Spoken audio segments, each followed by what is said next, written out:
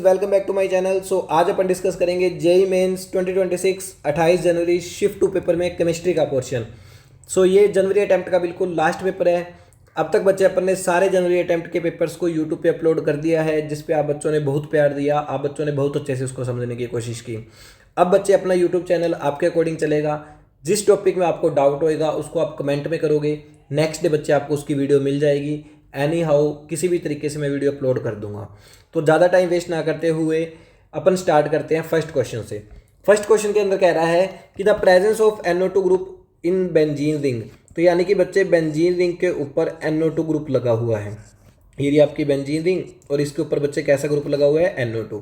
इसका बच्चे कैसा काम होता है, -M इलेक्ट्रॉन विड्रॉइंग ग्रुप है। तो इलेक्ट्रॉन विड्रॉइंग ग्रुप है, तो बच्चे बेंजीन रिंग के अंदर ये इलेक्ट्रॉन डेंसिटी क्या कर देगा, बेंजीन रिंग के अंदर ये इलेक्ट्रॉन डेंसिटी कम कर देगा। तो ये कह रहे हैं कि ए पार्ट में कह रहे हैं कि activate the ring toward electrophilic substitution reaction. तो एक्टिवेट थोड़ी करेगा बच्चे, डीएक्टिवेट कर देगा ना, क्योंकि अगर इलेक्ट्रॉन डेंसिटी कम हो जाएगी तो इलेक्ट्रोफाइल अटैक नहीं करेगा। तो यानी कि ये वाली बात गलत होगी। फिर ये कह रहे हैं कि deactivate the ring toward electrophilic substitution reaction, तो ये वाली बात सही होगी। फिर ये कह रहे हैं कि activate the ring toward nucleophilic substitution reaction, हाँ सही बात है। अगर बच्चे इलेक्ट्रॉन डेंसिटी कम होगी तो न्यूक्लियोफाइल आसानी से अटैक कर देगा, तो यानी कि सी वाली बात आपकी सही हो गई। फिर ये कह रहे हैं कि deactivate the ring toward nucleophilic substitution reaction, ये वाली बात बच्चे गलत हो जाएगी। तो यानी कि बी एंड सी आपका बच्चे क्या है, करेक्ट ऑप्शन। चलिए नेक्स्ट क्वेश्चन पे बढ़ते हैं। नेक्स्ट क्वेश्चन के अंदर कह रहे हैं कि consider the element nitrogen, phosphorus, oxygen, sulphur, chlorine and fluorine. The number of valence electron in the element with most and least metallic character from the above list is respectively. तो बच्चे अगर अपन ध्यान से देखें तो पीरियोडिक टेबल में nitrogen अपना यहाँ पे होएगा, फॉस्फोरस यहाँ पे, ऑक्सीजन यहाँ पे, सल्फर यहाँ पे, फ्लोरीन यहाँ पे, क्लोरीन यहाँ पे। अगर बच्चे अपन पीरियोडिक टेबल में लेफ्ट टू राइट जाते हैं तो अपने को बच्चा पता है कि मेटेलिक करेक्टर क्या होता है बच्चे, कम होता है। और ऊपर से बच्चे नीचे जाते हैं तो मेटेलिक करेक्टर बच्चे क्या होता है, बढ़ता है। तो यानी कि सबसे ज़्यादा मेटेलिक करेक्टर लेफ्ट वालों को होएगा, और लेफ्ट वालों में जो सबसे नीचे उसका सबसे ज़्यादा होएगा। तो इसका बच्चे सबसे ज़्यादा होएगा मेटेलिक करेक्टर, इसका बच्चे मोस्ट होएगा, और फ्लोरीन का बच्चे क्या होगा, लीस्ट होगा।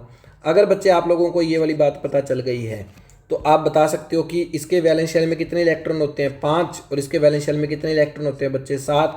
तो यानी कि 5 और 7, यानी कि थर्ड ऑप्शन आ जाएगा। चलिए नेक्स्ट क्वेश्चन पे चलते हैं। नेक्स्ट क्वेश्चन के अंदर कह रहे हैं कि observe the following equilibrium in a 1 litre flask. कि 1 लीटर का फ्लास्क है, उसके अंदर इक्विलिब्रियम हो रहा है, जिसमें बच्चे ए और बी एक दूसरे के साथ क्या आ रहे हैं बच्चे, इक्विलिब्रियम में आ रहे हैं। यानी कि A is in equilibrium with B. ये कह रहा है कि at T kelvin temperature equilibrium concentration of A and B are this and this. तो बच्चे T केल्विन टेम्परेचर है और इक्विलिब्रियम पे कंसंट्रेशन इसकी है 0.5 मोलर और इसकी है बच्चे 0.375 मोलर, है ना। और यहाँ पे बच्चे इक्विलिब्रियम आया हुआ है। फिर ये कह रहे हैं कि 0.1 mole of A is added into the flask. अब बच्चे इसके अंदर मैंने क्या कर दिया, 0.1 मोल ए का और ऐड कर दिया। And heated to T kelvin temperature, T kelvin temperature है।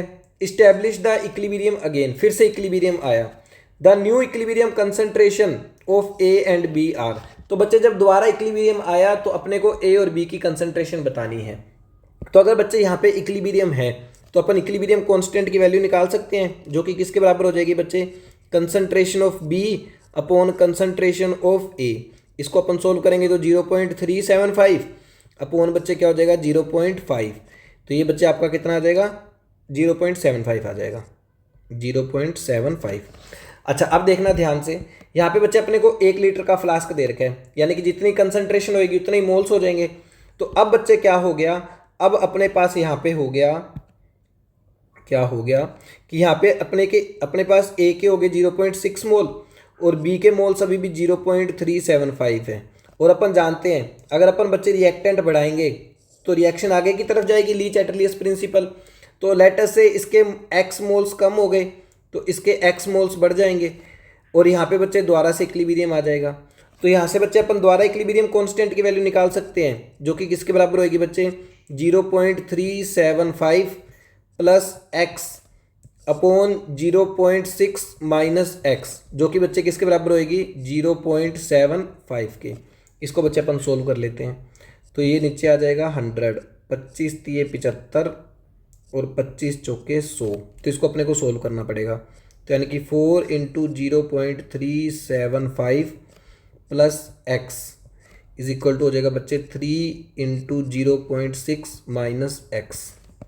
तो ये आ गया 5 4 जा 20 2 कैरी, 7 4 जा 28 और 2 33 कैरी, 4 3 जा 12 और 3 15। तो 1.5 plus 4x is equal to बच्चे आ जाएगा 1.8 माइनस 3x। तो ये बच्चे हो जाएगा 7x इज इक्वल टू 0.3। तो x की वैल्यू बच्चे कितनी आ जाएगी 0.3 डिवाइड बाई 7। इसको अपन अगर सोल्व करें तो 3 हो गया 70। तो 3/7 जीरो पे लिया पॉइंट, 7 4 जा 28 2 0 7 2 जा 14 6 0। तो बेसिकली बच्चे कितना आ गया 0.042, क्योंकि एक बच्चे 10 यहाँ पे भी है ना। तो यानी कि ए के मोल्स बच्चे कितने आ जाएंगे, ए के मोल्स आ जाएंगे 0.600 में से गए 0.042। तो बच्चे कितने आ गए 10 में से 2 गए 8, 9 में से 4 गए 5 और 5 यानी कि 0.558। तो 0.558 यानी कि बच्चे कौन सा वाला ऑप्शन फिट बैठ रहा है, फोर्थ वाला ऑप्शन फिट बैठ रहा है। चेक कर लेते हैं इसके मोल्स कितने हो जाएंगे 0.375 और 0.042 0.042, 5 और 2 7 7 3 11 कैरी 1 0.417। तो यानी कि बच्चे फोर्थ ऑप्शन आ जाएगा। चलिए नेक्स्ट क्वेश्चन पे बढ़ते हैं। नेक्स्ट क्वेश्चन के अंदर अपने को बोल रहा है कि the plot of log k versus 1/t gives a straight line.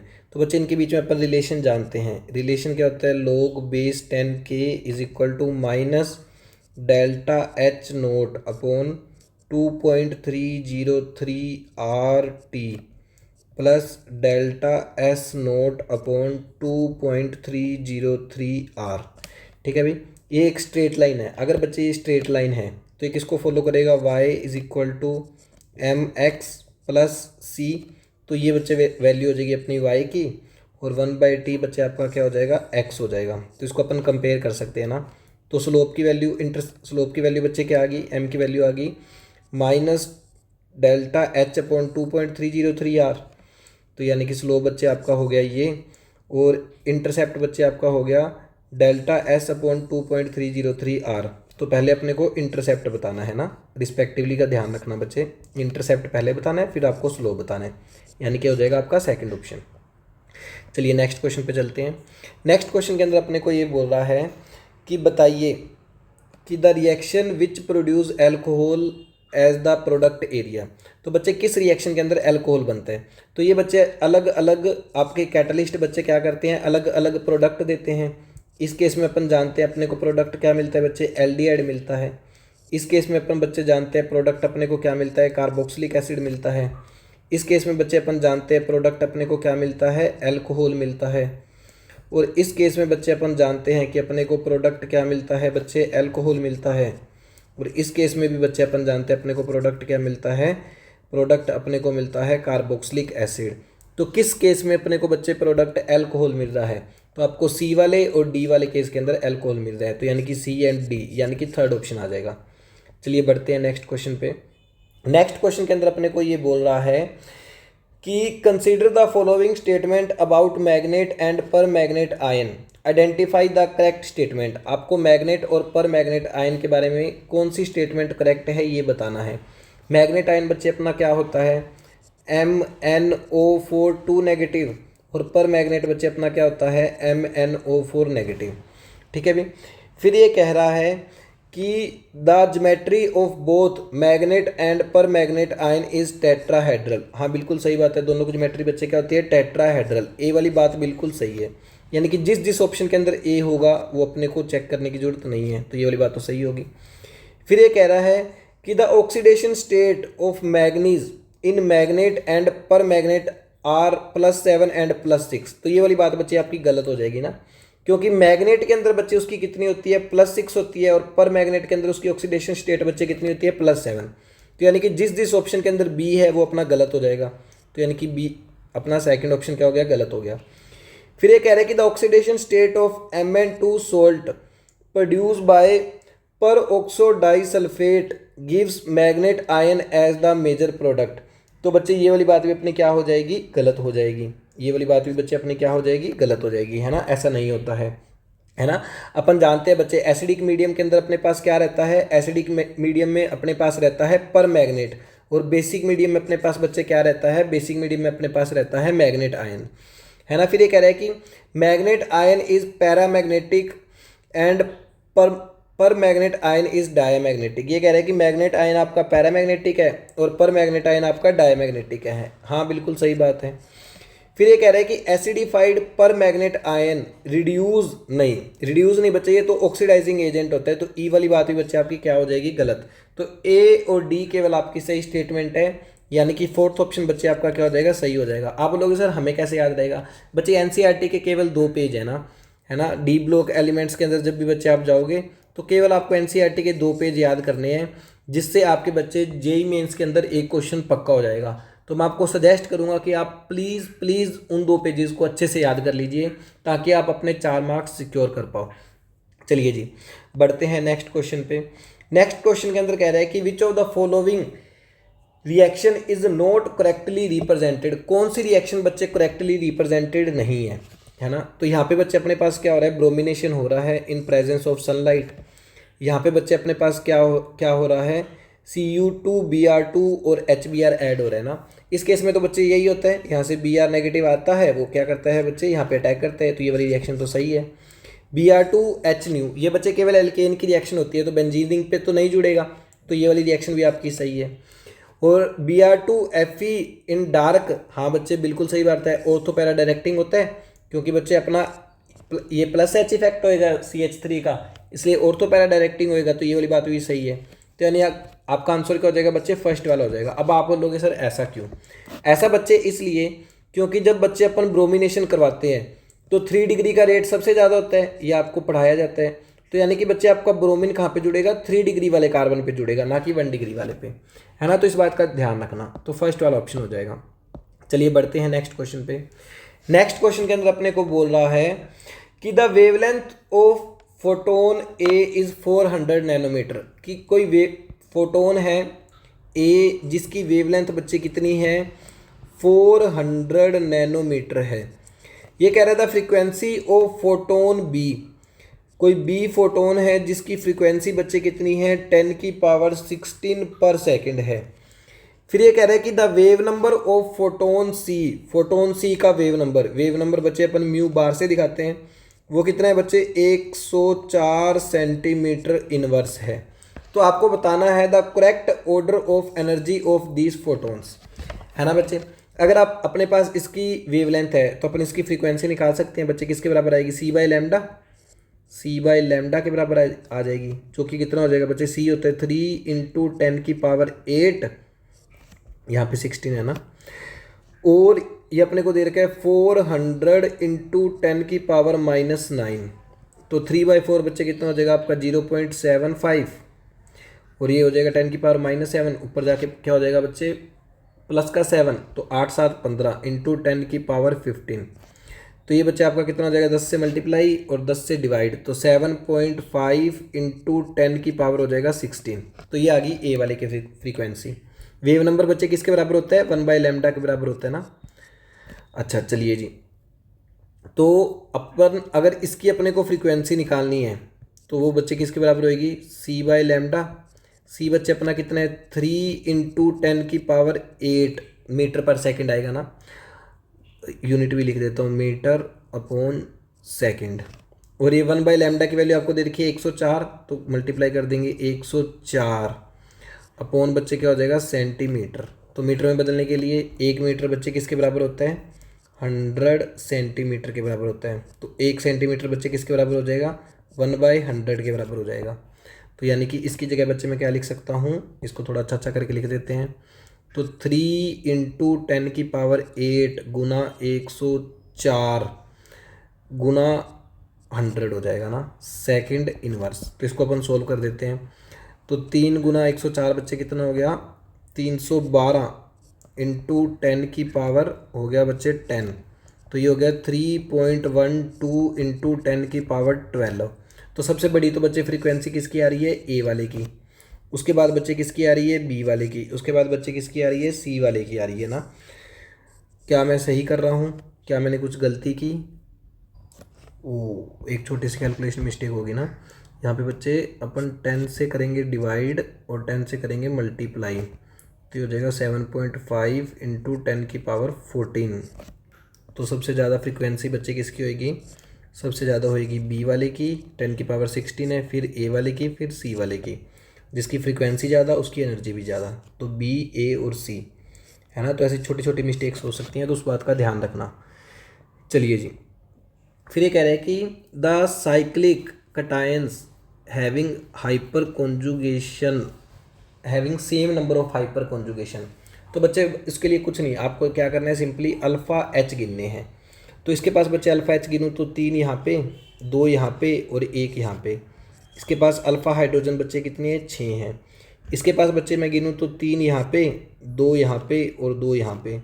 इसके पास अल्फ़ा हाइड्रोजन बच्चे कितने हैं, 7 हैं। इसके पास बच्चे अगर मैं गिनूँ तो 2 यहाँ पे, 2 यहाँ पे और 2 यहाँ पे। अल्फ़ा हाइड्रोजन बच्चे कितने हैं, 6 हैं। इसके पास यदि मैं गिनूँ तो 2 यहाँ पे, 2 यहाँ पे और 1 यहाँ पे। अल्फ़ा हाइड्रोजन बच्चे कितने हैं, 5 है। तो किन किन के पास बच्चे सेम है, ए और सी के पास सेम है। तो ए और सी के पास बच्चे क्या हैं, सेम है। चलिए बढ़ते हैं नेक्स्ट क्वेश्चन पे।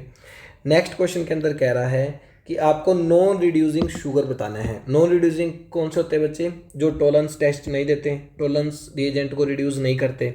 और टॉलन के लिए मैंने आपको बच्चे सिखा रखे हैं ना, ऐसे अपन बहुत से क्वेश्चन कर रहे हैं। एक कार्बन पे OH और OR होना चाहिए, है ना। तो बस जिसके पास OH और OR होएगा वो बच्चे आपका क्या होएगा, रिड्यूसिंग शुगर होगा। अपने को क्या ढूंढना है, नॉन रिड्यूसिंग ढूंढना है। तो यहाँ पे बच्चे OH नहीं, यहाँ पे CH2OH है, ध्यान रखना है इस बात का। और यहाँ पे बच्चे OR, तो इस वाले को अपना ये वाला आंसर हो सकता है। इसको अपन एक बार के लिए टिक करके रख लेते हैं। बाकी ऑप्शंस भी अपन बच्चे क्या कर लेते हैं, बाकी ऑप्शंस को भी अपन चेक कर लेते हैं, है ना। इस कार्बन पे यहाँ पे OH और यहाँ पे OR, तो ये वाला तो नहीं हो सकता। इस कार्बन पे बच्चे यहाँ पे OH और यहाँ पे OR, ये वाला ऑप्शन अपना नहीं हो सकता। इस कार्बन पे बच्चे यहाँ पे OH और यहाँ पे OR, ये वाला ऑप्शन अपना नहीं हो सकता। तो ऑब्वियस ही बात है कि कौन सा ऑप्शन आ जाएगा, ऑप्शन नंबर 1 आ जाएगा। चलिए बढ़ते हैं नेक्स्ट क्वेश्चन पे। नेक्स्ट क्वेश्चन के अंदर कह रहा है कि list 1 and list 2 according to the shape. Shape के अकॉर्डिंग आपको बताना है कि कौन कौन से सेम शेप के हैं बच्चे। तो यदि बच्चे मैं XeO3 की शेप बनाऊं तो कैसी बनती है, जेनोन यहाँ पे 3 ऑक्सीजन आ जाएंगे डबल बॉन्ड के साथ और 1 आ जाएगा लोन पेयर। XeF2 की बच्चे कैसी बनेगी, जेनोन यहाँ पे 2 फ्लोरीन आ जाएंगे above the plane below the plane, basically एक स्ट्रेट लाइन में बन जाएंगे ना। और XeO2F2 का बनाना है तो बच्चे कैसे बनेगा, जेनोन आउटर मोस्ट में 8 है ना, तो बच्चे 1 आ जाएगा lone pair, double bond oxygen, यहाँ पे फ्लोरीन, यहाँ पे फ्लोरीन। ठीक है भाई। अच्छा, अगर आप बच्चों आप लोगों को शेप बनाने में दिक्कत आ रही है तो प्लीज़ मुझे कमेंट करके बता देना। मेरे पास बहुत आसान ट्रिक है जिससे आप आसानी से शेप बना लोगे। अगर आपको XeOF4 की बनानी है तो जेनोन डबल बॉन्ड ऑक्सीजन, यहाँ पे बच्चे फ्लोरीन फ्लोरीन फ्लोरीन फ्लोरीन और यहाँ पे आ जाएगा आपका लोन पेयर। ठीक है भाई।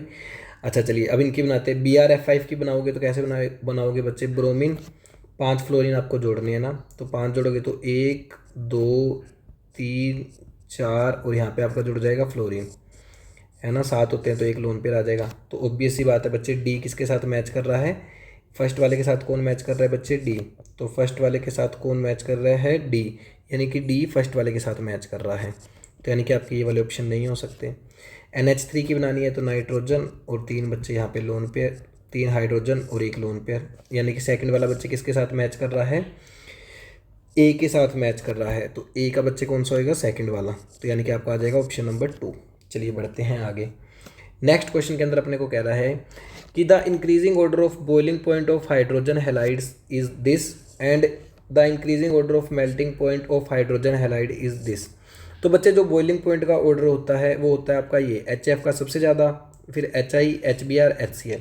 ऐसा बच्चे क्यों, जनरली तो बच्चे अपने को क्या देखने को मिलता है, HF, HCl, HBr और HI। ऊपर से बच्चे अपन जब नीचे जाते हैं तो मोलिकुलर मास बच्चे बढ़ता है, जिसके कारण वंडरवॉल फोर्सेस बढ़ती हैं, जिसके कारण बॉइलिंग पॉइंट बढ़ता है। पर HF के अंदर बच्चे एक्सेप्शनल हाइड्रोजन बॉन्डिंग होती है, जो कि एक बहुत ज़्यादा डोमिनेटिंग फैक्टर है, इसलिए इसका बॉइलिंग पॉइंट बच्चे क्या हो जाता है, सबसे ज़्यादा हो जाता है। तो बॉइलिंग पॉइंट में HF का बच्चे क्या होगा, सबसे ज़्यादा, फिर HI, फिर HBr, फिर HCl, यानी कि स्टेटमेंट 1 आपकी बच्चे क्या है, सही है। स्टेटमेंट 2 के अंदर बच्चे, जब बच्चे अपन मेल्टिंग पॉइंट की बात करते हैं, तो जब मेल्टिंग पॉइंट कब होएगा, जब बच्चे आपके सारे सॉलिड स्टेट के अंदर पड़े होंगे। जब बच्चे सॉलिड स्टेट में HF होता है तो उतनी अच्छी हाइड्रोजन बॉन्डिंग नहीं कर पाता जितनी वो गैस फेज के अंदर करता है, इसलिए वो उतना डोमिनेटिंग फैक्टर नहीं हो पाता, इसलिए बच्चे HI से मेल्टिंग पॉइंट उसका क्या रह जाता है, कम रह जाता है। तो सबसे ज़्यादा मेल्टिंग पॉइंट HI का, क्योंकि वंडरवॉल फोर्स ज़्यादा, फिर HF, फिर HBr, फिर HCl। तो सबसे ज़्यादा HI, फिर HF, HBr और HCl, यानी कि सेकंड स्टेटमेंट भी आपकी सही है।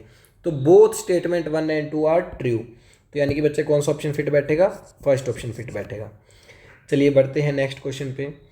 नेक्स्ट क्वेश्चन के अंदर अपने को वो क्या बोल रहा है कि a student performed analysis of aliphatic organic compound X। तो अपने पास एक ऑर्गेनिक कंपाउंड है X जो कि एलिफेटिक है, और विच गेव एनालिसिस, जिसके अंदर कार्बन 61%, हाइड्रोजन 15.25% और नाइट्रोजन बच्चे 23%। तो आप बच्चे इसका फॉर्मूला बना सकते हो, कार्बन, हाइड्रोजन और नाइट्रोजन। ये आपको दे रखा है 61.01, ये आपको दे रखा है 15.25 और ये बच्चे आपको दे रखा है 23.74।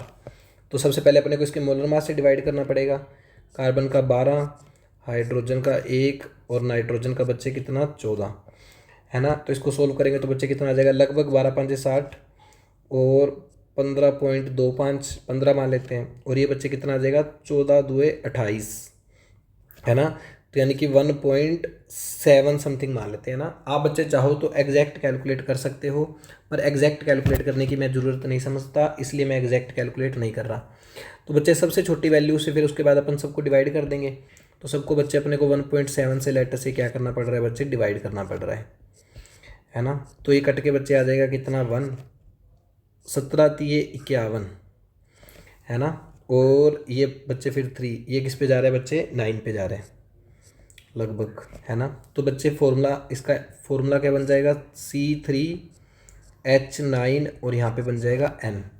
ठीक है भाई। अब देख लो कौन कौन से ऑप्शन पहले तो फिट बैठ रहे हैं इस फॉर्मूला के अंदर, है ना। फिर ये कह रहा है कि द कंपाउंड, जो भी ये बच्चे कंपाउंड होएगा इसकी रिएक्शन करवाई जाती है HNO2 और H2O के साथ, जिससे अपने को बच्चे प्रोडक्ट मिलता है Y, जिसके अंदर बच्चे कोई भी नाइट्रोजन नहीं है, no nitrogen atom, nitrogen atom इसके अंदर नहीं है। फिर ये कह रहे हैं कि however compound Y on controlled oxidation, अगर बच्चे अपन कंपाउंड Y का बच्चे क्या करते हैं, कंट्रोल्ड ऑक्सीडेशन करते हैं, यानी कि बच्चे अपने को कार्बोक्सिलिक एसिड नहीं बनाना है, एल्डिहाइड पे रुक जाना है, जेड बनता है। तो ये बच्चे अपना जेड क्या देता है, आयोडोफॉर्म टेस्ट देता है, जेड बच्चे अपना आयोडोफॉर्म टेस्ट देता है। तो अपने को बताना है कि एक्स क्या होगा। अब बच्चे ध्यान से देखो, पहले बात तो एक्स किस किस फॉर्मूले में फिट बैठते हैं, C3 और NH2। तो ये अपना कंपाउंड हो सकता है, क्या ये मेरा कंपाउंड हो सकता है किसी भी तरीके से, ये मेरा नहीं हो सकता। क्या ये मेरा हो सकता है 1 2 3 4, ये मेरा नहीं हो सकता। तो यानी कि बच्चे 2 ही कंपाउंड है। अच्छा अब ध्यान से देखना, इसके अंदर नाइट्रोजन नहीं है। नाइट्रोजन बच्चे याद करो ये कौन सी रिएक्शन होती है जिसके अंदर N2 बाहर चला जाता है, OH लग जाता है, वही बात तो रिएक्शन है। यानी कि बच्चे अपना क्या होएगा, प्राइमरी अमाइन होएगा, तभी तो नाइट्रोजन गैस बाहर जाएगी। तो प्राइमरी अमाइन के लिए बच्चे ये भी मेरा प्राइमरी है और ये भी मेरा प्राइमरी है। तो अब अपने को बच्चे दोनों चेक करने पड़ेंगे ना। तो बच्चे अगर मैं फर्स्ट वाले ऑप्शन से चलूँ, अगर बच्चे मैं फर्स्ट वाले ऑप्शन से चलूँ तो मेरा Y क्या बनेगा, फर्स्ट वाले ऑप्शन से बच्चे मेरा Y बनेगा क्या, यहाँ पे जुड़ जाएगा OH। और सेकंड वाले ऑप्शन से बच्चे मेरा Y क्या बनेगा, सेकंड वाले ऑप्शन से बच्चे मेरा Y बनेगा ये, सेकंड वाले कार्बन पे जुड़ जाएगा OH। ठीक है भाई। अच्छा अब बच्चे ध्यान से देखना, अब अगर मैं इसका कंट्रोल्ड ऑक्सीडेशन करवाऊँ तो ये मुझे क्या दे देगा, CH3 CH2 और C double bond O single bond H। और बच्चे मैं इसका कंट्रोल्ड ऑक्सीडेशन करवाऊँ तो मुझे क्या मिल जाएगा, कीटोन, है ना। और इसके पास CH3 C double bond O वाला ग्रुप है, तो यानी कि ये आयोडोफॉर्म टेस्ट देगा। इसके पास ऐसा ग्रुप नहीं है तो ये आयोडोफॉर्म टेस्ट नहीं देगा, यानी कि अपना ऑप्शन नंबर कौन सा आ जाएगा, थर्ड आ जाएगा, है ना। आयोडोफॉर्म टेस्ट बच्चे लगभग हर शिफ्ट के अंदर आया हुआ है। तो अगर आपको इसके अंदर डाउट हो तो प्लीज़ मुझसे समझ लेना, बहुत हाई पॉसिबिलिटी है कि अप्रैल अटैम्प्ट के अंदर बच्चे आपको आयोडोफॉर्म टेस्ट का क्वेश्चन देखने को मिले। चलिए जी, नेक्स्ट क्वेश्चन पे चलते हैं। नेक्स्ट क्वेश्चन के अंदर अपने को वो बोल रहा है कि consider the following aqueous solution. आपको बहुत सारे एक्वस सॉल्यूशन दे रखे हैं और अपने को ये बताना है कि the correct order of boiling point of this solution, कि बॉइलिंग पॉइंट का बच्चे क्या होगा ऑर्डर। तो उसके लिए बच्चे अपन जानते हैं क्या कि डेल्टा टी बी किसके बराबर होता है बच्चे, आयोटा इंटू के बी इंटू एम के बराबर होता है। के बी सभी केस के अंदर बच्चे सेम रहेगा, तो यानी कि आयोटा इंटू एम पे डिपेंड करेगा। अब बच्चे सारे केस के अंदर आप एक बात और नोटिस कर पा रहे हो कि सब केस के अंदर अपने को वॉल्यूम दे रखी है ना, मिलीलीटर के अंदर पानी की, है ना। और मोलालिटी के लिए अपने को क्या चाहिए, मास ऑफ सॉल्वेंट चाहिए। तो सब केस के अंदर सेम होएगा, इसलिए मैं डेंसिटी मान लेता हूँ 1, यानी कि मैं मान के चलता हूँ कि सबके अंदर बच्चे मुझे क्या दे रखा है, मास दे रखा है 125 ग्राम। इसके अंदर बच्चे मुझे दे रखा है 250 ग्राम, इसके अंदर बच्चे मुझे दे रखा है 500 ग्राम, और इसके अंदर बच्चे मुझे दे रखा है 20.5 ग्राम, क्योंकि उससे बहुत ज़्यादा फर्क नहीं पड़ेगा। सब केस के अंदर बच्चे क्या हो जाएगा, सेम हो जाएगा। तो सब केस का बच्चे डेल्टा टी बी मैं बोल सकता हूँ डायरेक्टली प्रोपोर्शनल होएगा किसके, आयोटा इंटू एम के बराबर होएगा ना। तो अगर अब मैं फर्स्ट वाले ऑप्शन की बात करूँ तो फर्स्ट वाले के अंदर अपन निकाल लेते हैं। इसका आयोटा कितना हो जाएगा बच्चे, आयोटा हो जाएगा 1, और मोलैलिटी कितना हो जाएगा बच्चे 2.2 अपॉन 180 इंटू 1000 अपॉन 125। सेकंड वाले का बच्चे सोल्व करेंगे तो सेकंड वाले के अंदर बच्चे कैल्शियम क्लोराइड है अपने पास, यहाँ पे कैल्शियम क्लोराइड है तो वो ब्रेक डाउन होएगा किसके अंदर, कैल्शियम और 2 क्लोरीन के अंदर। तो आयोटा हो जाएगा इसका 3 मल्टीप्लाई बाई 1.9, और इसका मोलर मास बच्चे कितना हो जाएगा 40 प्लस 71 यानी कि 111। तो अपॉन 111 इंटू 1000 अपॉन 250। थर्ड वाले की बात यदि मैं बच्चे करूँ, थर्ड वाले के अंदर अपने पास यहाँ पे क्या होएगा, यूरिया, इसका आयोटा हो जाएगा 1, और ये अपने को दे रखे 9 ग्राम। मोलर मास बच्चे इसका होता है 60 इंटू 1000/5 आ जाएगा। और अगर बच्चे मैं फोर्थ वाले की बात करूँ, फोर्थ वाला अपने को क्या दे रखा है, Al2SO4 होल थ्राइस। तो आयोटा बच्चे इसका कितना हो जाएगा 5, ये अपने को दे रखा है 20.5 ग्राम अपॉन इसका मोलर मास बच्चे कितना होएगा, मोलर मास कैलकुलेट कर लेंगे ना।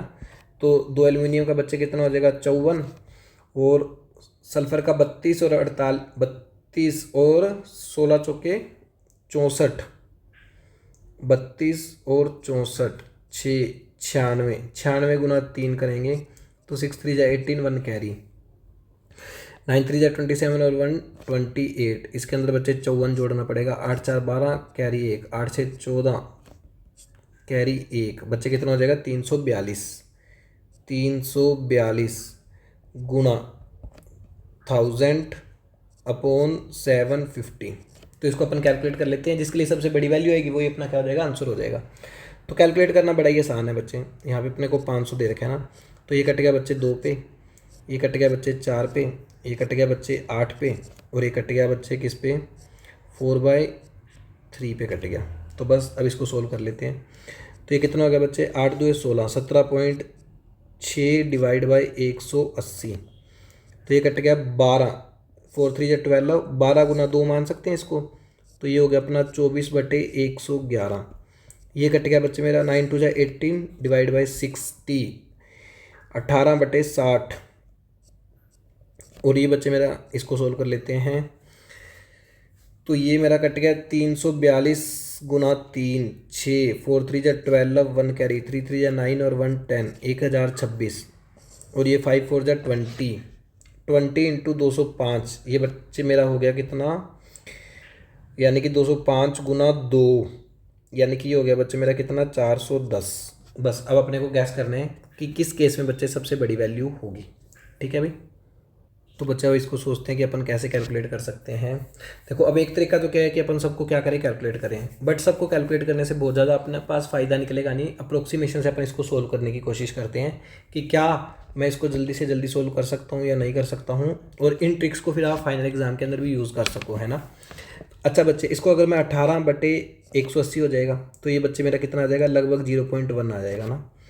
अच्छा, इसको अभी मैं सोल्व नहीं कर पा रहा हूँ तो इसको एक बार के लिए अपन छोड़ देते हैं। 18/60, तो ये कट गया 6 3 जा 18 और 6 10 जा 60, ये बच्चे आ गए मेरा 0.3।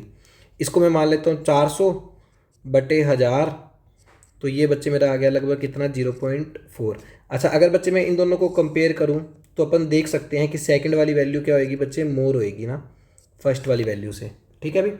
अच्छा, तो अब बच्चे अपन यहाँ पे क्या ऑब्जर्व कर पा रहे हैं कि सबसे ज़्यादा वैल्यू फोर्थ वाले के लिए आएगी, फिर थर्ड वाले के लिए बच्चे, फिर आएगी बच्चे सेकंड वाले के लिए, फिर आएगी फर्स्ट वाले के लिए। अच्छा, ये 0.3 से बड़ी नहीं होएगी ना, चाहो तो कैलकुलेट करके देख लेना आपका, अगर मन में ज़्यादा ही प्रॉब्लम्स आ रही हुई तो। और अपन जानते हैं बॉइलिंग पॉइंट में बॉइलिंग पॉइंट का इंक्रीजिंग ऑर्डर बताना है। अपन जानते हैं बच्चे एलिवेशन इन बॉइलिंग पॉइंट होता है, तो यानी कि बच्चे आयोटा इंटू एम, जिसका सबसे ज़्यादा होएगा उसका बॉइलिंग पॉइंट में एलिवेशन सबसे ज़्यादा होएगा, यानी कि उसका बॉइलिंग पॉइंट सबसे ज़्यादा होएगा। तो फोर्थ वाले का बॉइलिंग पॉइंट सबसे ज़्यादा, फिर थर्ड वाले का, फिर सेकंड वाले का, और फिर फर्स्ट वाले का, यानी कि बच्चे आपका आ जाएगा ऑप्शन नंबर 1। चलिए बढ़ते हैं नेक्स्ट क्वेश्चन पे। नेक्स्ट क्वेश्चन के अंदर अपने को बोल रहा है the correct order of acidic strength of the major product formed. तो यहाँ पे बच्चे कुछ मेजर प्रोडक्ट बन रहे होंगे, उसके अंदर अपने को बताना है कि करेक्ट ऑर्डर बच्चे क्या होगा एसिडिक स्ट्रेंथ का। तो अपन ने को पहले सारे रिएक्शन से अपने को बच्चे क्या करना पड़ेगा, प्रोडक्ट पता करना पड़ेगा। ठीक है भाई। अच्छा, ध्यान से देखना। तो अगर मैं फर्स्ट रिएक्शन की बात करूं तो यहाँ पे NaNO2HCl होएगा, तो यानी कि बच्चे यहाँ पे अपने को क्या देखना पड़ेगा, PH2N2 पॉजिटिव और बच्चे Cl नेगेटिव। फिर उसके बाद बच्चे क्या होएगा, CuCN जुड़ जाएगा, तो यहाँ पे बच्चे क्या हो जाएगा, PHC ट्रिपल बॉन्ड N। फिर इसका बच्चे क्या करवा दिया, हाइड्रोलाइसिस करवा दिया, तो आपको बच्चे यहाँ पे क्या देखने को मिलेगा, PHC double bond O single bond H। ठीक है भाई। अच्छा, फिर उसके बाद बच्चे ये क्या करवा रहा है, ये इसका टोलेरेंस टेस्ट करवा रहा है, तो बच्चे अपने को प्रोडक्ट क्या देखने को मिलेगा, एल्डिहाइड का बच्चे क्या बन जाएगा, कार्बोक्सिलिक एसिड बन जाएगा। चलिए, फिर उसके बाद बच्चे यहाँ पे बच्चे क्या करवा, इसके अभी अपन देख के आए थे पीछे, यहाँ पे अपने को बच्चे क्या मिलता है, एल्कोहल मिलता है। और बच्चे एल्कोहल का यदि मैं करवा दूँ स्ट्रॉन्ग ऑक्सीडाइजिंग एजेंट से बच्चे क्या करवा दूँ, मैं ऑक्सीडेशन करवा दूँ, तो बच्चे मुझे फाइनल प्रोडक्ट क्या देखने को मिलेगा, फाइनल प्रोडक्ट बच्चे मुझे देखने को मिलेगा मिथेनोइक एसिड देखने को मिलेगा, है ना। और फिर बच्चे यहाँ पे अपने को यहाँ पे बनेगा CH2 नेगेटिव, क्योंकि अपना बच्चे क्या है, ये अपना है ग्रिग्नार्ड रिएजेंट। CH2 नेगेटिव यहाँ पे अटैक करेगा, यहाँ से बच्चे क्या जुड़ जाएगा, ओ यहाँ से हाइड्रोजन जुड़ जाएगा, तो PHCH2 और यहाँ पे C double bond O single bond H। ठीक है भाई। अब सबसे ज़्यादा एसिडिक स्ट्रेंथ किसकी होती है बच्चे, सबसे ज़्यादा एसिडिक स्ट्रेंथ होगी बच्चे मिथेनोइक एसिड की, क्योंकि यहाँ पे ऐसा कोई ग्रुप नहीं है अलग से, है ना। चाहो तो आप इसको इस तरीके से सोल्व कर सकते हो, C double bond O single bond OH। फिर अपने पास यहाँ पे बच्चे क्या है, CH3 CH2 COOH। यहाँ पे अपने पास बच्चे क्या है, HCOOH। अच्छा, इसको थोड़ा सुंदर सुंदर लिख देते हैं, C double bond O single bond H। इसको भी यहाँ पे सुंदर सुंदर लिख देते हैं, double bond O single bond H। और फोर्थ वाले केस में PH2 और यहाँ पे बच्चे CH2 और यहाँ पे C double bond O single bond OH।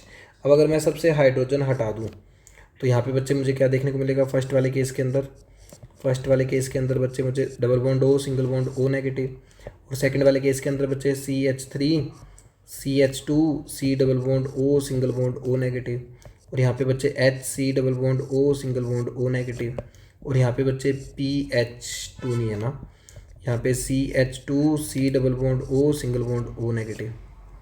अब बच्चे आप देख पा रहे हो यहाँ पे कार्बन आयन को अनस्टेबल करने के लिए यहाँ पे बच्चे कौन सा ग्रुप लगा हुआ है, प्लस आई।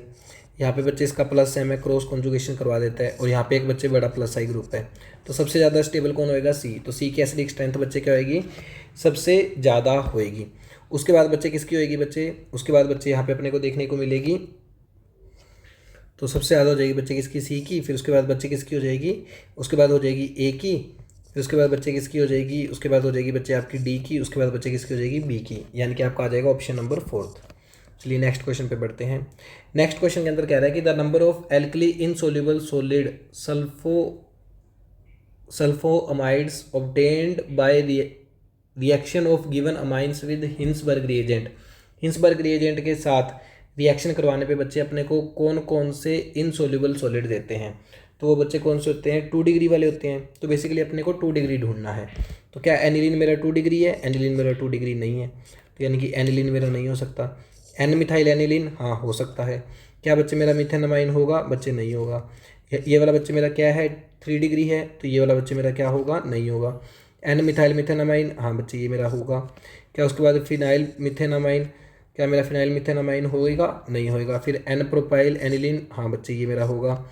एन फिनाइल एनिलीन, ये बच्चे मेरा नहीं होगा।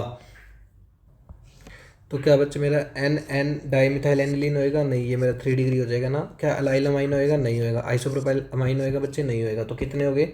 1 2 3 4, यानी कि बच्चे आपको ऑप्शन नंबर 1 आ जाएगा। चलिए नेक्स्ट क्वेश्चन पे बढ़ते हैं। नेक्स्ट क्वेश्चन के अंदर अपने को ये बोल रहा है कि आपको कुछ रिएक्शंस दे रखी हैं बच्चे। इनऑर्गेनिक की रिएक्शंस है, इनको अपने को याद ही करना पड़ता है ना। ये एक जो कॉपर वायर टेस्ट होता है जिसके ऊपर अपने बच्चे अलग अलग मेटल्स का पता करते हैं, वो वाला टेस्ट है ना। तो इसमें अपने को पहला प्रोडक्ट बच्चे क्या मिलता है? सोडियम बोरेट मिलता है, सोडियम मेटाबोरेट मिलता है। और B2O3 बच्चे क्या हो जाता है? बाहर निकल जाता है। फिर बच्चे जब मैं इसकी रिएक्शन B2O3 के साथ करवाता हूँ तो मुझे क्या मिलता है बच्चे? ब्लू बियर टेस्ट होता है ना, कॉपर मेटाबोरेट मिलता है ना। अच्छा, फिर उसके बाद बच्चे मैं क्या करवाता हूँ? जब बच्चे मैं कॉपर मेटाबोरेट की रिएक्शन CuPO2 की रिएक्शन बच्चे मैं किसके साथ करवाता हूँ? NaBO2 के साथ करवाता हूँ, कार्बन के साथ। तो बच्चे मुझे क्या मिल जाता है? कॉपर BO2 +1 वाला, कलरलेस हो जाता है ना। तो ये एक बेसिकली टेस्ट होता है, बीए टेस्ट होता है ना। तो उस तरीके से अपन करवाते हैं। तो अपने को बेसिकली ये बताना है कि the oxidation state of copper in Z and in Q। तो Z के अंदर कॉपर की ऑक्सीडेशन स्टेट बच्चे क्या है? +2। और Q के अंदर बच्चे ऑक्सीडेशन स्टेट क्या होती है? +1। तो +2 एंड +1, यानी कि बच्चे आपका आ जाएगा ऑप्शन नंबर 2। चलिए बढ़ते हैं नेक्स्ट क्वेश्चन के अंदर। नेक्स्ट क्वेश्चन के अंदर अपने को बोल रहा है कि for the given reaction calcium carbonate react with HCl to give calcium chloride water and carbon dioxide. फिर ये कह रहा है if 90 gram calcium carbonate is added to 300 ml HCl which contain 38.55% HCl by mass has a density 1.13 gram per millilitre, then which of the following options is correct. So basically बच्चे अपने को ये अपना किसका क्वेश्चन हो जाएगा बच्चे? Limiting reagent का क्वेश्चन हो जाएगा ना। तो आप लोगों को कैल्शियम कार्बोनेट दे रखा है बच्चे, कितना? कैल्शियम कार्बोनेट आपको दे रखा है 90 ग्राम। तो इसके नंबर ऑफ मोल्स बच्चे कितने आ जाएंगे? 90/100। तो यानी कि नंबर ऑफ मोल्स आ जाएंगे बच्चे कितने? 0.9। ठीक है अभी। अच्छा, फिर आपको बच्चे HCl बच्चे आप लोगों को कितना दे रखा है? HCl आपको दे रखा है 300 मिलीलीटर। तो और इसकी अपने को डेंसिटी भी दे रखी है बच्चे कितनी? 1.13 ग्राम पर मिलीलीटर। डेंसिटी बच्चे किसके बराबर होती है? मास अपॉन वॉल्यूम के। तो यहाँ से बच्चे अपने पास मास ऑफ HCl कितना आ जाएगा? 1.13 इंटू 300। तो इसको अपन सोल्व करेंगे तो ये कितना आ जाएगा बच्चे? 339 ग्राम आ जाएगा। क्या बच्चे इसके अंदर सारा HCl है? सारा HCl नहीं है ना, केवल अपने पास कितना है? 38.55% HCl है। तो एक्चुअली HCl बच्चे अपने पास कितना है? एक्चुअल HCl बच्चे अपने पास कितना है? 339 का 38.5%, 38.55% हटाने के लिए डिवाइड बाय 100 कर देंगे। तो ये बच्चे अपना कितना आ जाएगा? 130.68 ग्राम आ जाएगा। तो यहाँ से बच्चे अपन नंबर ऑफ मोल्स भी निकाल सकते हैं इसके। तो नंबर ऑफ मोल्स बच्चे HCl के कितने आ जाएंगे? 130.68 अपॉन 36.5। तो इसको अपन सोल्व करेंगे तो अपना आ जाएगा 3.58 मोल्स। तो बस अब अपना काम क्या हो जाएगा बच्चे? आसान हो जाएगा। कैसे? अपने को मोल्स पता लग गए, क्योंकि मोल्स अपने को पता लग गए किसके? कैल्शियम कार्बोनेट के कितने हैं? 0.9। मोल्स अपने को पता लगे किसके? HCl के कितने हैं बच्चे? 3.58। तो पहले तो अपने को ये देखना पड़ेगा कि अपना लिमिटिंग रिएजेंट कौन होएगा बच्चे।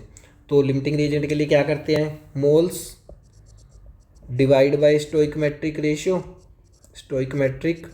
रेशियो है ना। अगर बच्चे अपन कैल्शियम कार्बोनेट के लिए सोल्व करेंगे तो कितना आ जाएगा बच्चे? 0.9 डिवाइड बाय 1। और अगर बच्चे अपन HCl के लिए सोल्व करेंगे तो कितना आ जाएगा? 3.58 डिवाइड बाई 2। जो भी वैल्यू आएगी 0.9 से तो बड़ी आएगी। तो छोटी वैल्यू बच्चे अपनी कौन सी है? Calcium carbonate. तो कैल्शियम कार्बोनेट बच्चे अपना क्या हो जाएगा? Limiting reagent. तो जो लिमिटिंग रिएजेंट होएगा क्या वो बच पाएगा? वो अपना बच नहीं पाएगा। तो ये कह रहा है कि कैल्शियम कार्बोनेट रिमेन्स अनरिएक्टेड। तो ये वाली बात बच्चे बिल्कुल गलत हो जाएगी। फिर उसके बाद अपने को देखना है कि HCl कितना रिएक्शन करेगा। तो अपने को इससे क्या पता लग रहा है? अपने को इसकी स्टोइकोमेट्री से पता लग रहा है कि इसके 1 मोल इसके 2 मोल के साथ रिएक्शन करते हैं, तो 0.9 मोल बच्चे कितने के साथ रिएक्शन करेंगे, 1.8 मोल के साथ रिएक्शन करेंगे। तो यानी कि मोल्स ऑफ HCl रिएक्ट बच्चे कितने हो जाएंगे, 1.8 हो जाएंगे ना। तो अनरिएक्ट बच्चे कितने होंगे, अनरिएक्ट कितने होंगे, टोटल कितने हैं 3.58 माइनस 1.8, तो इसको सोल्व कर देंगे तो 0, 15 में से 8 गए 7, तो 1.70 मोल्स बच्चे क्या रहेंगे, अनरिएक्ट रहेंगे। बट अपने को मोल से मतलब नहीं है, अपने को मास से मतलब है। तो इसको मल्टीप्लाई करना पड़ेगा 36.5 से, और इसको भी मल्टीप्लाई करना पड़ेगा 36.5 से, है ना। तो अगर इसको अपन सोल्व करें तो ये बच्चे अपना आ जाएगा 65.7 ग्राम। और बच्चे अगर मैं इसको सोल्व करूं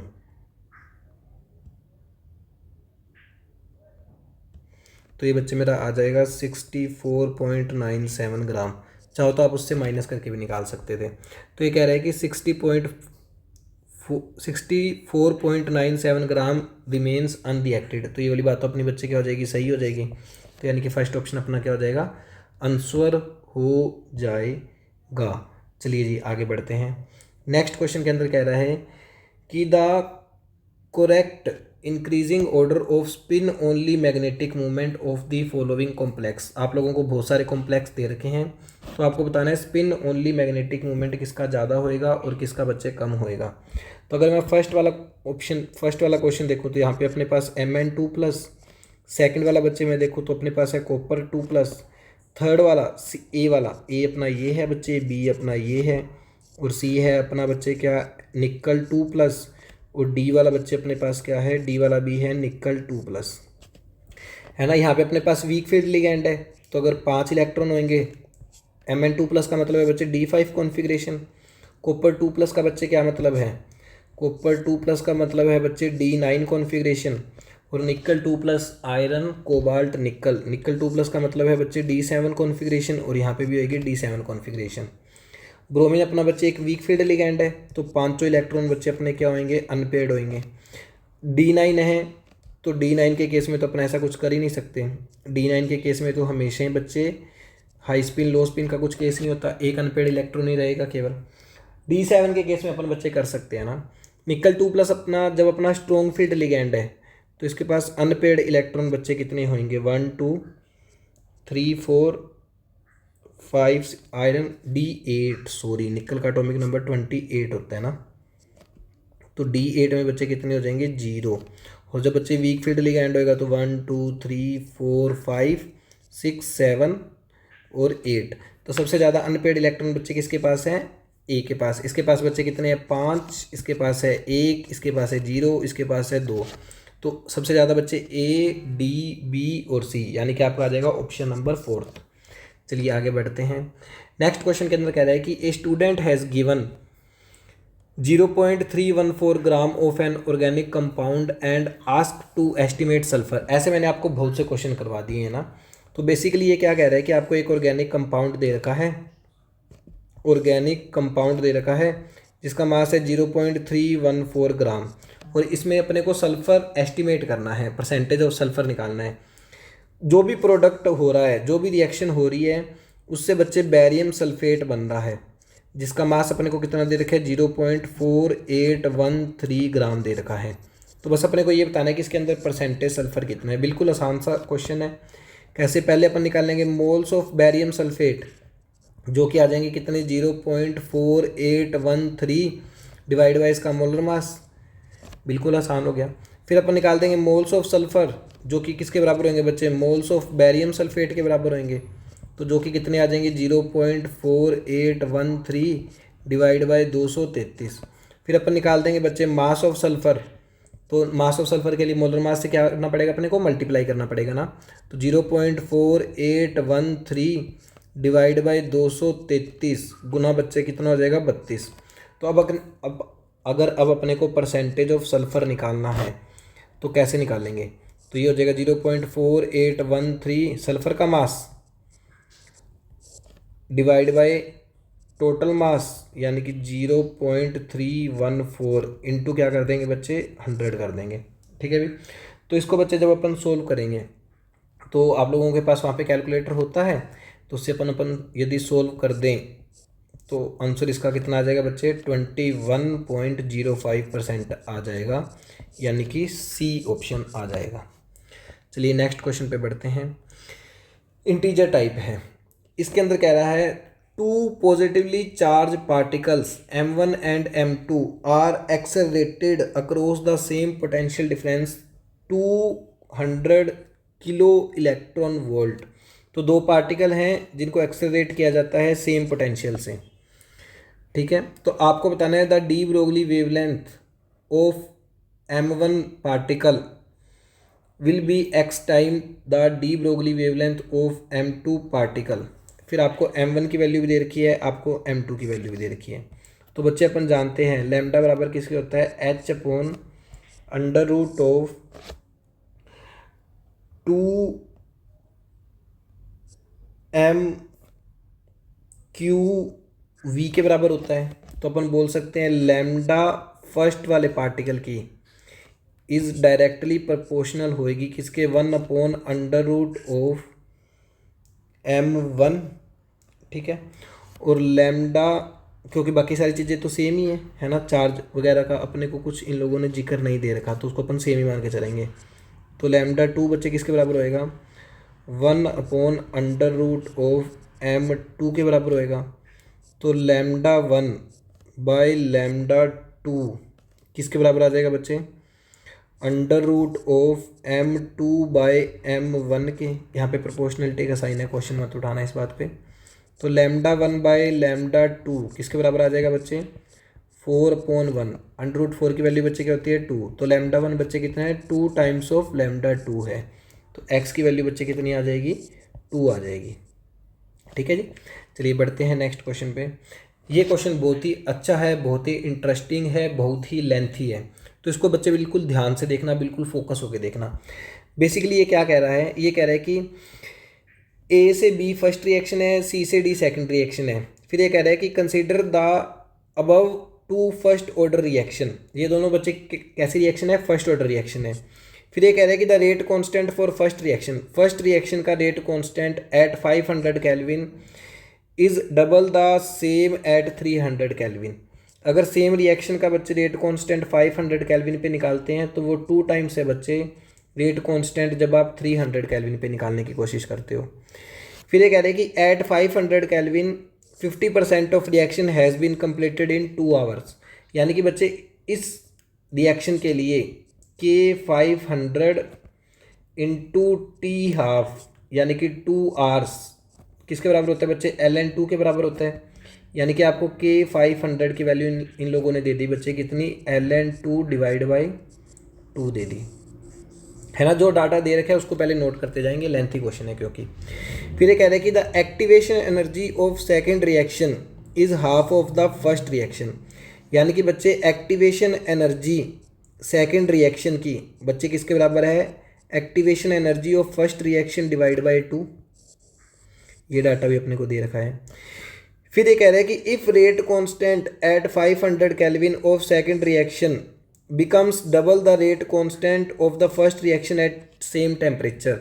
यानी कि ये कह रहे हैं कि सेकेंड रिएक्शन का रेट कांस्टेंट 500 केल्विन पे वो क्या है बच्चे, 2 टाइम्स है किसके बराबर, rate constant of first reaction at 500 kelvin. तो यानी कि बच्चे K-500 की वैल्यू बच्चे कितनी है, ln2 है। ये भी अपने को पता लग गया, ठीक है भी। फिर ये कह रहे हैं कि then the rate constant of second reaction at 300 kelvin. यानी कि K-300 केल्विन पे क्या होगा, ये अपने को निकालना है। तो बच्चे अगर मैं किसी तरीके से एक्टिवेशन एनर्जी निकाल लूँ तो मेरा जुगाड़ हो जाएगा, काम बन जाएगा। तो पहले बच्चे अपने को ये इस डाटा की मदद से अपने को एक्टिवेशन एनर्जी निकालनी पड़ेगी फर्स्ट रिएक्शन की, यानी कि इस वाले की, ठीक है भाई। The activation energy of second reaction is the half of the activation energy of first reaction. Okay चलिए जी।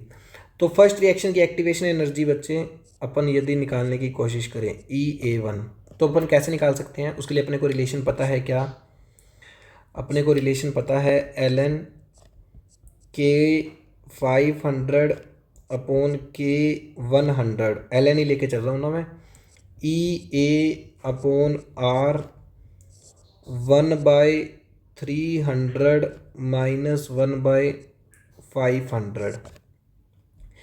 K1 का मतलब है बच्चे 300, ठीक है। ओके, तो ये अपने को दे रखा है 2 टाइम्स, तो यहाँ पे बच्चे हो जाएगा ln 2 is equal to E A upon R, और ये हो जाएगा 200 upon 500 into 300 activation energy of first reaction. तो ये कट गया, 2 जीरो से 2 जीरो कैंसिल। तो E A1 किसके बराबर आ गया बच्चे, 1500 R into ln 2 divide by आ गया बच्चे 2 के। तो यहाँ से बच्चे अपने पास सेकेंड रिएक्शन की एक्टिवेशन एनर्जी आ जाएगी, EA2 आ जाएगा बच्चे, किसके बराबर है, EA1 डिवाइड बाई 2, यानी कि 1500 डिवाइड बाई 4 R ln 2। देख लेना कोई कैलकुलेशन मिस्टेक ना हो, है ना। ये आ गया activation energy of first reaction, ठीक है अभी। चलिए जी, okay, basically second reaction. Okay, तो अपन अब फिर से लगा सकते हैं क्या, ln के 500 अपॉन के 300 इज इक्वल टू हो जाएगा activation energy of second reaction upon R, और 1/300 माइनस 1/500। तो सारी वैल्यूज़ पुट कर दो, तो हो जाएगा ln के 500 अपॉन 300 के। EA2 बच्चे अपना कितना है, EA2 है ये अपना 1500 R डिवाइड बाई 4 ln 2। तो ये किसके बराबर हो जाएगा बच्चे, 200 डिवाइड बाई 500 गुना 300, 2 जीरो से 2 जीरो कैंसिल, फिर 1500 से 1500 कैंसिल, और ये भी कट गया बच्चे। अब डिवाइड बाई एक आर भी आएगा ना, आर से आर कैंसिल, और ये कट गया बच्चे किस पे, 2 पे कट गया। तो यानी कि बच्चे ln के 500 अपॉन के 300 इज इक्वल टू आ गया ln 2/2। अब इसको देखना ध्यान से, तो ln के 500 अपॉन के 300 हो गया 2 की पावर -1 ln 2। इसको अपन क्या लिख सकते हैं, ln 2 की पावर -1 यानी कि 1/2, है ना। तो के 500 अपॉन के 300 किसके बराबर आ गया बच्चे, √2 के बराबर आ गया। तो के 500 अपॉन के 300 डैश वाला है ना, ये बराबर हो गया √2 के। तो बस के डैश 300 किसके बराबर आ गया बच्चे, के डैश 500 डिवाइड बाई √2। के डैश 500 अपन निकाल चुके हैं ऑलरेडी, जो कि किसके बराबर है, ln 2 के बराबर है। ln 2 डिवाइड बाई बच्चे क्या आ जाएगा, √2, और ln 2 की वैल्यू बच्चे कितनी होती है, 0.693, और इसकी वैल्यू होती है 1.4। अच्छा, अपने को फाइनल आंसर बच्चे किसकी फॉर्म में चाहिए, फाइनल आंसर में 10 की पावर -1 भी चाहिए। तो यानी कि अपन 10 से मल्टीप्लाई कर देंगे और 10 की पावर -1 लिख देंगे, तो ये हो जाएगा 6.9, और ये हो जाएगा बच्चे अपना 1.4 इंटू 10 की पावर -1। इसको अब देखो कितने प्यारे तरीके से सोल्व करेंगे। इससे ये कट गया, इसको मैं 70 मान लो तो कोई दिक्कत 70/14, 7 10 जा 70, 7 2 जा 14, ये कट गया बच्चे 5 पे। तो 5 इंटू 10 की पावर -1, यानी कि बच्चे आपकी x की वैल्यू आ जाएगी 5। बहुत ही प्यारा क्वेश्चन था, हाँ थोड़ा लेंथी था। चलिए जी, नेक्स्ट क्वेश्चन पे चलते हैं। नेक्स्ट क्वेश्चन बोल रहा है कि for strong electrolyte lambda m increases with dilution and can be represented this, है ना। स्ट्रॉन्ग इलेक्ट्रोलाइट के लिए कुछ ऐसा केस हो रहा है।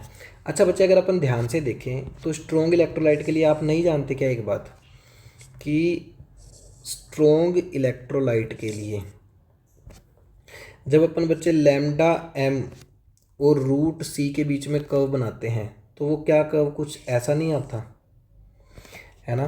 तो यानी कि बच्चे y is equal to M X plus C करें, तो यानी कि m अपने को बच्चे स्लोप की वैल्यू ही तो दे रहा होगा, है ना। तो बच्चे अगर इसका मैं स्लोप निकाल दूँ तो बेसिकली 0.4 पे 0.4 पे वैल्यू कितनी है, 0.04 पे वैल्यू है कितनी 96.1, और 0.09 पे वैल्यू बच्चे कितनी है, 0.09 पे वैल्यू है 95.7। तो बच्चे इसका स्लोप क्या हो जाएगा, स्लोप हो जाएगा y2 minus y1 upon x2 minus x1, है ना। तो ये बच्चे कितना हो जाएगा 96.1 माइनस 95.7 अपॉन बच्चे हो जाएगा 0.09 माइनस 0.04। तो 11 में से 7 गए बच्चे, आ गया अपना कितना 4, तो ये अपना आ गया 0.4 और ये आ गया 0.05। एक छोटी सी गलती कर रहे हैं अपन। तो यहाँ पे बच्चे अपने पास रूट सी की वैल्यू चाहिए ना अपने को, और इन लोगों ने वैल्यू किसकी दे रखी है, सी की वैल्यू दे रखी है। तो रूट सी की वैल्यू पुट करनी पड़ेगी अगर अपने को कर्व सही बनाना है। तो अगर बच्चे अगर अपन थोड़ा सा ध्यान से देखें, रूट सी के बीच में कर्व होता है ना, तो यानी कि यहाँ पे बच्चे अपने पास क्या होएगा 0.02 और यहाँ पे होएगा 0.2 और यहाँ पे अपने पास बच्चे क्या होएगा 0.3। ठीक है भाई। तो यानी कि यहाँ पे अपन रखेंगे 0.3 माइनस 0.2, तो यहाँ पे आ जाएगा 0.1। तो इसको सॉल्व करेंगे तो आंसर आ जाएगा 4, है ना। ये छोटी सी सिली मिस्टेक हो सकती थी, है ना, तो उसको अपने को थोड़ा सा ध्यान से देखना पड़ेगा। चलिए बढ़ते हैं नेक्स्ट क्वेश्चन पे। नेक्स्ट क्वेश्चन ये बहुत ही इंटरेस्टिंग है, ये भी थोड़ा लेंथी क्वेश्चन है, बिल्कुल ध्यान से देखेंगे अपन। ये कह रहा है कि ए volume of XmL of 5 molar NaHCO3 solution was mixed with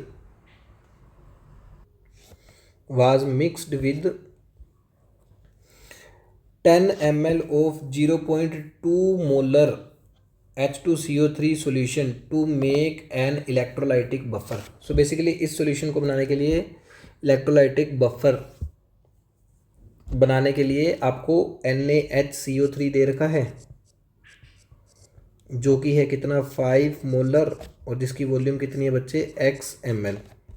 और ये क्या है बच्चे H2CO3 के साथ बफर बना रहा है, जो कि है आपका 2 मोलर और जो कि है आपका 10 ml। चलिए फिर ये कह रहे हैं कि if the same buffer was used in the following electrochemical cell to record a cell potential. इसी बफर सॉल्यूशन को यूज़ करते हैं तो सेल पोटेंशियल अपने को कितना मिलता है 0.2353 मिली वोल्ट। तो अपने को बताना है कि XmL बच्चे कितना होगा। चलिए जी, तो ध्यान से देखना बच्चे। तो अपने को पहले तो ई सेल की वैल्यू ई सेल के लिए अपने को निकालना पड़ेगा। ई सेल बच्चे किसके बराबर होगा, E naught cell minus 0.06 divide by N log Q के बराबर होगा। क्यू अपन देख लेते हैं क्या होगा। तो पहले तो अपने को एन की वैल्यू निकालनी पड़ेगी, ई नोट की वैल्यू निकालनी पड़ेगी और क्यू की वैल्यू निकालनी पड़ेगी। ध्यान से देखना बच्चे, ये अपना है कैथोड और ये है अपना एनोड। लेफ्ट साइड पे एनोड लिखा जाता है, राइट साइड पे कैथोड लिखा जाता है। ठीक है भाई। तो यानी कि अपने को देखना पड़ेगा कि ई नोट सेल अपन कैसे निकालते हैं। ई नोट सेल बच्चे किसके बराबर होते हैं, E naught oxidation potential of anode plus E naught reduction potential of cathode. अगर किसी को इस फॉर्मूला में डाउट हो तो प्लीज़ मुझसे पूछ लेना। तो ये बच्चे अपने को ऑक्सीडेशन पोटेंशियल दे रखे हैं, क्योंकि ये +2 से किस में कन्वर्ट हो रहा है बच्चे, +4 में कन्वर्ट हो रहा है। तो इसको अपन बच्चे एज इट इज़ रख देंगे 0.9। और ये अपने को रिडक्शन पोटेंशियल दे रखा है बच्चे, क्यों, क्योंकि +3 से बच्चे किस में कन्वर्ट हो रहे हैं, 0 के अंदर कन्वर्ट हो रहा है। तो यानी कि माइनस का 0.44।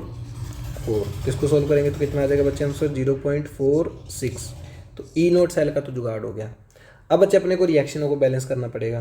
तो बच्चे यदि अपन रिएक्शन बैलेंस करना चाहते हैं तो अपने को पहले देखना पड़ेगा कि ऑक्सीडेशन की रिएक्शन क्या हो रही है ना। तो ऑक्सीडेशन में बच्चे क्या हो रहा है,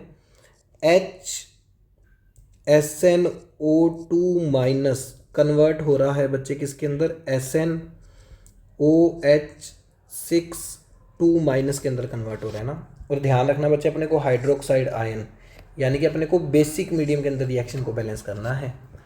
तो चलिए इसको अब अपन बैलेंस करने की कोशिश करते हैं। तो टिन दोनों तरफ एक एक है, बैलेंस है। उसके बाद बच्चे ऑक्सीजन इधर वाली तरफ 6 हैं और इधर वाली तरफ अपने पास 2 हैं। तो अपने को बच्चे क्या करना पड़ेगा, चार H2O जोड़ने पड़ेंगे। फिर बच्चे अपने को क्या करना पड़ेगा, हाइड्रोजन को बैलेंस करना पड़ेगा। हाइड्रोजन इधर कितने बच्चे, 4 2 8 और 1 9, इधर कितने बच्चे 6। तो कितने हो जाएंगे बच्चे, 3 H+ जुड़ जाएंगे, है ना। फिर अपने को बच्चे क्या करना पड़ेगा, अपने को चार्ज को बैलेंस करना पड़ेगा।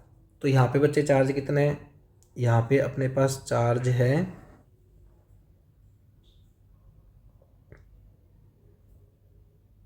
यहाँ पे अपने पास चार्ज है -1 और यहाँ पे अपने पास चार्ज है +1। तो बैलेंस करने के लिए बच्चे मुझे यहाँ पे 2 इलेक्ट्रॉन्स ऐड करने पड़ेंगे। अब यदि मेरी रिएक्शन बच्चे बेसिक मीडियम के अंदर हो रही है तो जितने H+ होते हैं उतने OH- आयन्स ऐड कर देते हैं दोनों तरफ। तो 3 OH- आयन इधर और 3 OH- आयन इधर, ये दोनों मिलके बच्चे क्या बना लेंगे, वाटर मॉलिक्यूल बना लेंगे। तो 3 वाटर के मॉलिक्यूल बन जाएंगे, जो क्या कर देंगे बच्चे, यहाँ से कैंसिल कर देंगे तो 1 बचेगा। तो आपको फाइनल रिएक्शन क्या देखने को मिलेगी, H2O plus HSnO2 minus plus 3OH minus gives out SnOH6 minus plus 2 electron. Similarly बच्चे अपन Bi2O3 वाली रिएक्शन को भी बैलेंस कर लेंगे। Bi2O3 कन्वर्ट हो रहा है बच्चे किसके अंदर, Bi के अंदर। बैलेंस करने के लिए यहाँ पे 3 H2O, यहाँ पे बच्चे आ जाएंगे 6H+ और यहाँ पे बच्चे आ जाएंगे 6 इलेक्ट्रॉन। तो चूँकि रिएक्शन आपकी बेसिक मीडियम के अंदर है तो 6OH- आयन इधर और 6OH- आयन इधर, ठीक है भाई।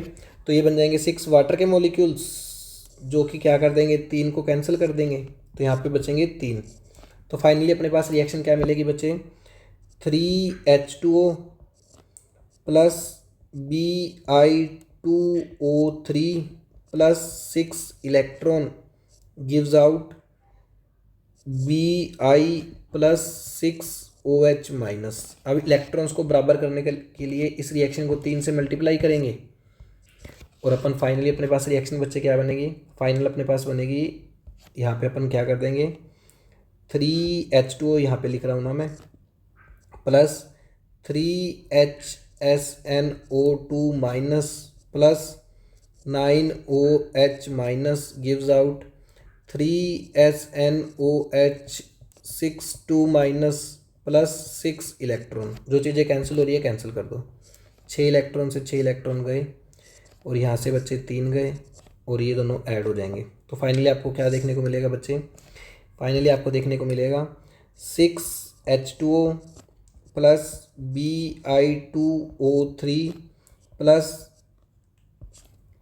3HSnO2 minus plus 3OH minus gives out Bi plus 3SnOH6 minus. अब देखना ये आपको सॉलिड दे रखा है, ये आपको सॉलिड दे रखा है, ये प्योर लिक्विड है। तो बच्चे यदि आप इसमें Q की वैल्यू निकालोगे तो वो क्या आ जाएगी, कंसंट्रेशन ऑफ SnOH6 माइनस की पावर 3 अपॉन HSnO2 माइनस की पावर 3 और concentration of OH minus ion की पावर भी बच्चे हो जाएगी 3। ठीक है भाई। अब जो जो वैल्यूज़ आपको दे रखे हैं वो वैल्यूज़ पुट कर दो। तो आपको कंसंट्रेशन ऑफ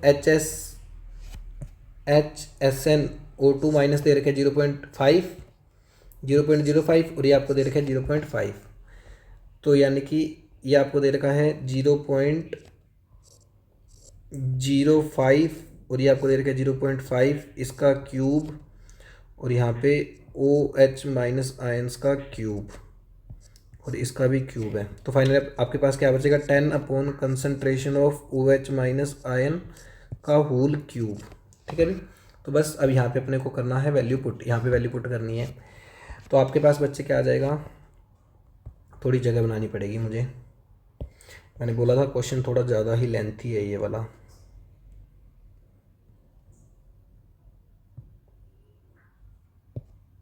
ठीक है भी, चलिए सोल्व करते हैं इसको, कलर चेंज कर लेते हैं।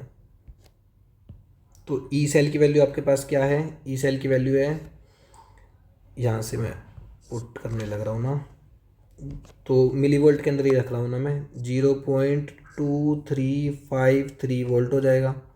और ई नोट सेल आपने निकाला है 0.46, 0.46 minus 0.06 divide by n factor बच्चे कितने हैं 6, और लोग 10 upon concentration of OH minus ion की पावर 3। तो इसको सोल्व करेंगे, इधर ले जाएंगे तो ये हो जाएगा बच्चे 0.23 लगभग इज इक्वल टू माइनस का 0.01 डिवाइड बाई 3 लोग 10 upon concentration of OH minus ion. ठीक है, अब इसको थोड़ा अच्छे से सोल्व कर सकते हैं, पास में आगे। ठीक है, तो ये आ गया बच्चे 23/3, 23/3 इज इक्वल टू लोग 10 माइनस लोग concentration of OH minus ion. तो 3 6 जा 18 और 3 7 जा 21, 2 0 3 6 जा 18 is equal to 1 plus POH, 3 6 जा 18, तो POH आपका आ गया बच्चे कितना, 6.6 लगभग। ठीक है भी, तो यहाँ से आपका बच्चे pH कितना आ जाएगा, 14 माइनस 6.6, तो 14.0, जो 10 में से 6 गए 4, 13 में से 6 गए 7, 7.4 आ जाएगा आपका क्या, pH। तो बस अब यहाँ से अपन निकाल सकते हैं, आपको pK भी दे रखा है ना, तो बस बफर सॉल्यूशन का फॉर्मूला लगा देंगे, pH बराबर pKa प्लस लोग concentration of salt upon concentration of acid, है ना। pH आपको दे रखा है 7.4, pKa आपको दे रखा है 6.11 प्लस लोग कंसनट्रेशन ऑफ सोल्ट बच्चे क्या हो जाएगी, सोल्ट की कंसनट्रेशन क्या हो जाएगी, सोल्ट की कंसनट्रेशन है नंबर ऑफ मोल्स, कितने हो जाएंगे बच्चे 5x upon x plus 10 ml add कर रहे हो क्या इसका, x प्लस 10, और इसकी कंसनट्रेशन कितनी हो जाएगी बच्चे 20 upon x plus 10। Concentration of salt होगी कितनी, 5x upon x plus 10 upon 20 upon x plus 10, x plus 10 से x प्लस 10 कैंसिल, तो 7.4 में से गए 6.11, तो ये हो गया बच्चे 10 में से 1 गए 9, और ये बच्चे आपका 3 में से 1 गए 2, 1.29। तो बेसिकली 1.29 इज इक्वल टू किसके बराबर हो गया बच्चे, log of 5x divide by 20। अब देखना ध्यान से, ये आपको 1.29 की वैल्यू दे रखी है 19.5, इसको यूज़ भी कर देंगे, तो एंटी लॉग लेंगे तो ये हो जाएगा 19.5 डिवाइड इज इक्वल टू हो जाएगा x/4। तो x की वैल्यू कितनी आ जाएगी बच्चे, 19.5 मल्टीप्लाई बाई 4, तो 5 4 जा 20, 2 कैरी, 9 4 जा 36 और 2 38, 3 कैरी, तो 78.0। तो यानी कि आपकी आ जाएगी एग्जैक्ट वैल्यू कितनी, 78 ml। कहाँ पे लिखूँ, थोड़ा सा लेंथी क्वेश्चन था, थोड़ा सा नहीं बहुत ज़्यादा लेंथी क्वेश्चन था, एग्ज़ाम के अंदर ऐसे क्वेश्चन छोड़ देने चाहिए। ठीक है, बट अगर टाइम है तो कर सकते हैं, है ना, कॉन्फिडेंस होना चाहिए करने का। चलिए जी, चलते हैं नेक्स्ट क्वेश्चन पे। इसमें कह रहा है कि the number of iso electronic species among scandium 3 positive, scandium 3 positive के पास बच्चे कितने इलेक्ट्रॉन होंगे, स्कैंडियम 3 पॉजिटिव के पास होंगे 18 इलेक्ट्रॉन, क्रोमियम 2 पॉजिटिव के पास बच्चे होंगे 22 इलेक्ट्रॉन, Mn3 पॉजिटिव के पास भी बच्चे कितने होंगे 22 इलेक्ट्रॉन, कोबाल्ट 3 पॉजिटिव के पास बच्चे कितने होंगे 24 इलेक्ट्रॉन, उसके बाद बच्चे आयरन 3 पॉजिटिव के पास बच्चे कितने होंगे 23 इलेक्ट्रॉन। तो आइसो इलेक्ट्रॉनिक स्पीसीज बच्चे कितनी है, 2 हैं, तो n की वैल्यू बच्चे कितनी आ गई, 2 आ गई। ये कह रहे हैं कि if 2 mole of AgCl is formed during the reaction of the complex with the formula, इस फॉर्मूले के साथ बच्चे निकाल देते हैं अपन 2 मोल। तो बच्चे अपने पास फॉर्मूला क्या बनेगा, कोबाल्ट, फिर उसके बाद En2 और यहाँ पे NH3 और यहाँ पे क्लोरीन, और उसके बाद बच्चे क्या आ जाएंगे, 2 क्लोरीन बाहर आ जाएंगे। ठीक है, क्योंकि 2 AgCl अपने को बाहर निकालना है। तो कह रहा है कि the number of electron present in T2G है ना। तो बेसिकली अपने पास बच्चे यहाँ पे क्या हो जाएगा, कोबाल्ट +3 की फॉर्म में हो जाएगा। कोबाल्ट +3 का मतलब है बच्चे D6 कॉन्फ़िगरेशन, और D6 कॉन्फ़िगरेशन है और यहाँ पे अपने पास स्ट्रॉन्ग फील्ड लिगैंड है, तो सारे के सारे इलेक्ट्रॉन बच्चे नीचे वाले में होंगे। तो T2G के अंदर बच्चे कितने इलेक्ट्रॉन हैं, T2G के अंदर है 6 इलेक्ट्रॉन, और EG के अंदर बच्चे कितने हैं, 0। तो T2G के अंदर बच्चे कितने इलेक्ट्रॉन है, 6। तो आपका आंसर क्या हो जाएगा बच्चे, 6। So this is all about your this paper. Thank you so much. Please show your love by subscribing my channel. हाँ, thank you so much बच्चे।